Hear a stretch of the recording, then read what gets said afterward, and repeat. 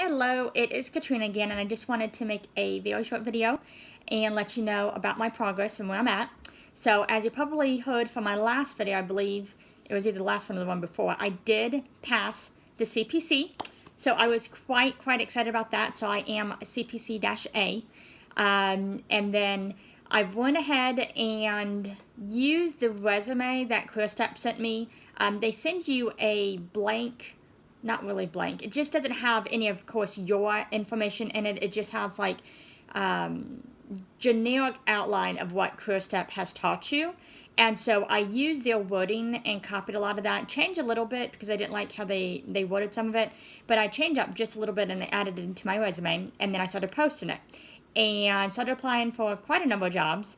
And unfortunately, because of the fact that CPC-A, typically it means you don't have any experience, and a lot of jobs want experience, there are quite a number of jobs that do not want -A's, and they actually state on there, CPC-A is not accepted. And so you can go ahead and go through AAPC, spend like $300 and do the practicode and have the -A removed. However, because of the fact that I did choose CareerStep to do my schooling, and the reason why is because with CareerStep, unlike most of the colleges out there, CareerStep gives you enough of the medical billing and coding and medical terminology, anatomy, physiology, all of that good stuff. They give you enough medical training that you can actually use your education, and that qualifies for the CCS. Not all the colleges actually give you enough training to sit for the CCS, but that's why after I did my homework and I did a lot of research on CareerStep, I went with them in the beginning. And so I went ahead and I used the voucher that CareerStep sends you for the CPC. I went ahead, paid out of my own pocket the $300, I think it's $299 for the CCS, and I sat for that at the beginning of March, and I passed. I was quite excited. I did purchase some practice exams through ExamEdge, and I will post a link below for that. And then I also did purchase the AHIMA CCS Prep, what is it called? CCS Prep exam book, I think it is. CCS exam prep, I think it is. But I'll post a link to that below as well. And then I just did a whole lot of practicing. I did form a very small Facebook messaging group and did some Zoom webinars, and we just studied all together and did speed tests and just kind of mixed things up just a little bit. And I just did that constantly for about 3 weeks. And then I finally sat for the CCS. I was so nervous because of the fact that, you know, you get a certain time frame to do it. They're very strict on even letting you in. It honestly feels like you're about to board an airplane because of the amount of, actually I think in some ways it's worse, because I actually took my glasses and had to look through my glasses. You can't wear earrings, wedding ring, your watch, anything when you take the CCS. So that was a little bit nerve-wracking. However, I got through it. I definitely wanted to make sure, though, that I took the first, the first time I take the CCS, I definitely want to make sure I had enough time to retake it if need be before the beta hits. Now, what beta is where AHIMA, instead of, so CCS is done online, but during beta, I think you still do it online, but instead of getting your results immediately that day, you wait between 12 to, I think, 24 weeks for the results. If you test before beta, which is the end of April, so May 1 it goes into beta, but as long as you test before that beta period, as soon as you take the exam, you are done. You go up there, you say, I'm done, they pull up your results, and they hand you a piece of paper letting you know if you passed or failed. Now, if unfortunately you failed, which, believe me, I seriously thought that I was going to after some of those questions, but I was quite relieved when I didn't. But if in the case that you do fail and you go up there and you find out, hey, you failed, when you come home, mark your calendar, and you have to count 45 days out. On the 46th day, you can go ahead and reapply to take the CCS. You have to be approved. It's the same exact thing before. You have to pay for it. They don't give you a free retake like the CPC. But I definitely wanted to make sure if I happen to fail on the 2nd of March that I would have had enough time to wait the 45 days for the retake time period. And on the 46th day, put in the application to retake it. Yeah, I think you have to wait like typically 3 to 5 days for the approval number, and then you can go ahead and schedule the test. And so I wanted to make sure I scheduled that test before May 1, because I definitely don't want to wait 12 to 24 weeks. That's way too long for me to know if I passed or not, because of the fact that I need to find a job and I don't really want to have any more time lapse. So thankfully I was able to pass on the first time, so that was amazing. And now all I've been doing is just applying for a ton of jobs. We are in the process of possibly moving. So unfortunately, which is honestly one of the other reasons I really want remote, is because of the fact I was hoping if I started a job here with my husband being military and we happen to move quite a bit, I can move and keep the same job without having to relocate and say, hey, I'm sorry, we're relocating, I'm going to have to find a new job. So ideally for me, remote's going to be the most ideal. So right now, I have the CPC-A and the CCS. I've been applying for jobs between LinkedIn and I think the recruiter.com jobs, and then Monster and Indeed, and I think there's one other one, Glassdoor, which I didn't know they actually had jobs. I thought that they just did salary, but they apparently do have jobs on there as well. But I have just been going all over the place, just trying to find something to at least get my foot in the door. I know doing remote is going to be a lot harder for a brand new coder, but I do hope by having the CCS that's going to let me get in there. CCS test itself was it was just as stressful as the CPC. I think because of the fact that I've already taken the CPC, in some ways it was a little bit easier only because I kind of knew what to expect. But honestly, the CCS is a completely different format. It is only online. You don't get any pen and paper. You are able to bring your books. You are able to bring a medical dictionary, which you are not able to with the CPC. The medical dictionary that I chose, and I will link it down below, does include the DRGs in the back of the book. And you need those DRGs for possibly some of the questions on the CCS test. And so just keep in mind when you're taking the CCS test, or while you're doing the practice exams, keep in mind, time yourself. If you can get yourself fast enough while you're doing practice exams, when you're doing the actual exam, you should be fairly good. I constantly time myself when I'm doing my exams, and even though I've already done the CPC and the CCS, I'm not stopping. I'm still going through my old stuff, through CareerStep and through the practice exams that I've got, and I'm just redoing them, just so that way I don't lose anything while I find a job.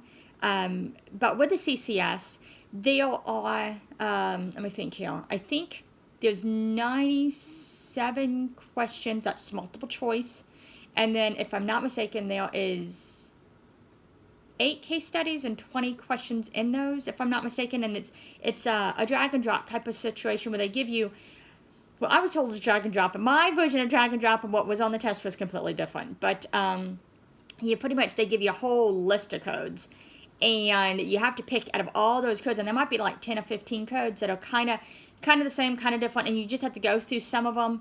And if you're really good with your knowing where everything is in your ICD-10 book, your CPT, your PCS books, then you might realize, hey, that code is in the wrong department. So if it's like a C code and hey, this is talking about a fracture, then you know that you can't be doing a C code in ICD-10. So you kind of need to start familiarizing yourself with, the numbers on the CPT codes, as well as, where everything's at, because every chapter is correlated with its own number in CPT. You've got your PCS, you've got your ICD-10 kind of does the same thing, and it's really nice to kind of just look at it and say, oh wait, they're not talking about, like a cancer disease, or they're not talking about, a fracture or something. That way you kind of know, wait a minute, it can't be the T code because what we're doing, I think that kind of helps you with eliminating some of the choices a little bit more. But honestly, when I was doing the exam, and I think it showed like the 97 questions, I thought I was done and still had an hour remaining. I was like, yes, I'm good to go. And I had a couple of them that I had flagged, and I thought I was going to go over those. And everyone tells me do not overthink and do not go back on them. You know, if you thought you know it the first time, just go with it. But I was like, hey, I'll just check it, you know. And I went to hit the next button, and that's when the case studies happened. I was like, oh boy, I still have all these other ones, and it kind of threw me off on that.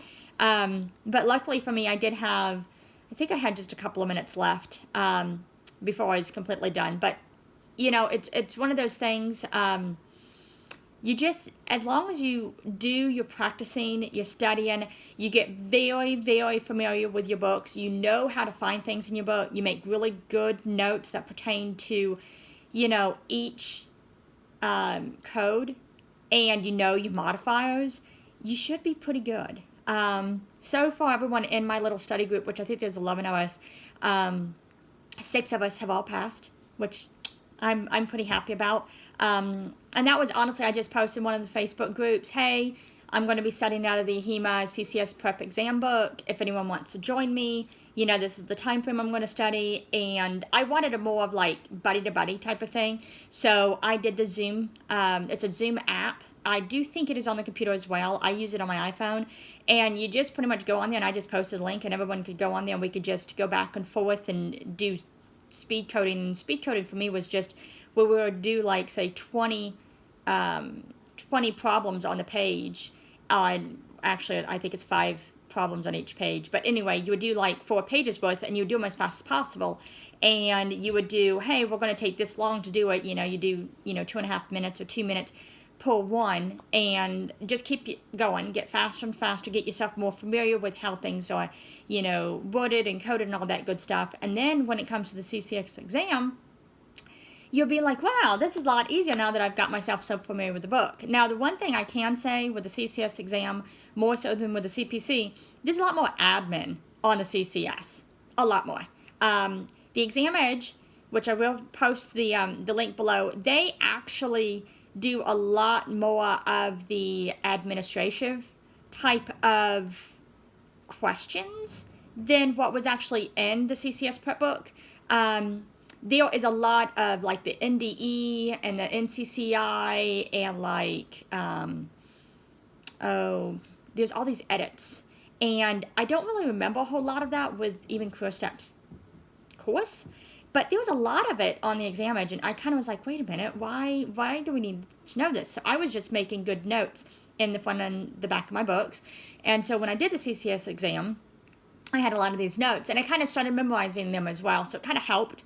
But there was a lot of that admin stuff, more so in the CCS than there seemed to be in the CPC.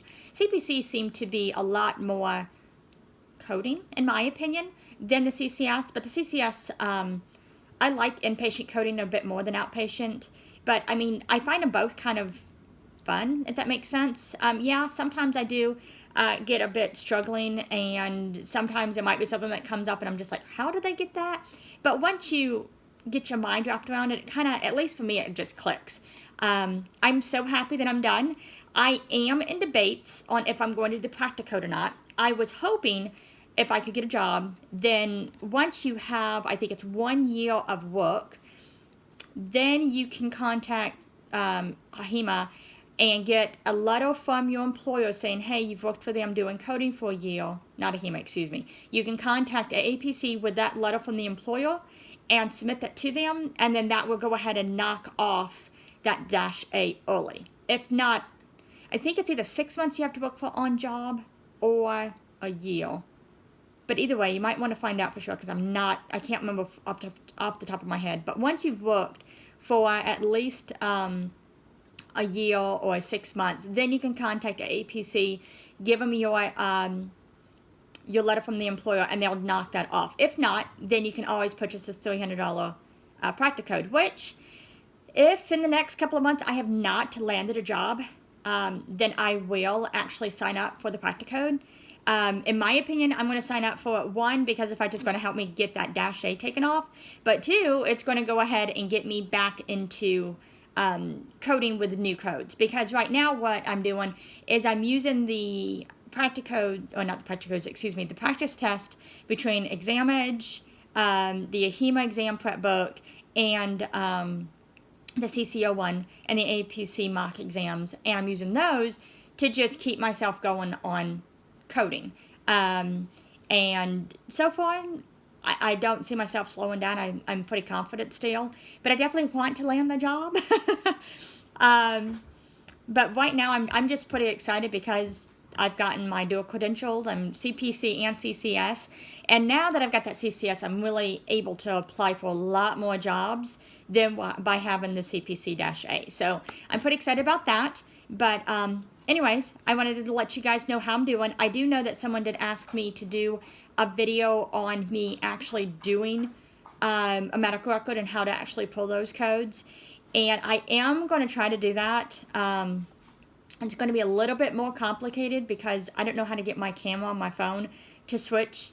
But I need to have, I'm probably going to have my daughter hold the camera while I try to pull the codes and try to show you guys how to do it. But honestly, without knowing a lot of the anatomy and how it goes, it might be a bit confusing.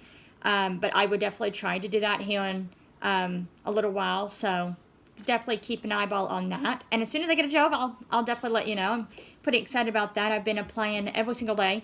My husband and daughter leave at 7 o'clock in the morning, and between 7 and 8:30, I typically am on the internet looking at all the jobs, and I do have a list of all the jobs I'm applying for, so that way I'm not reapplying for the same ones, but at the same time, some of the jobs ask you if you've ever applied for a position before.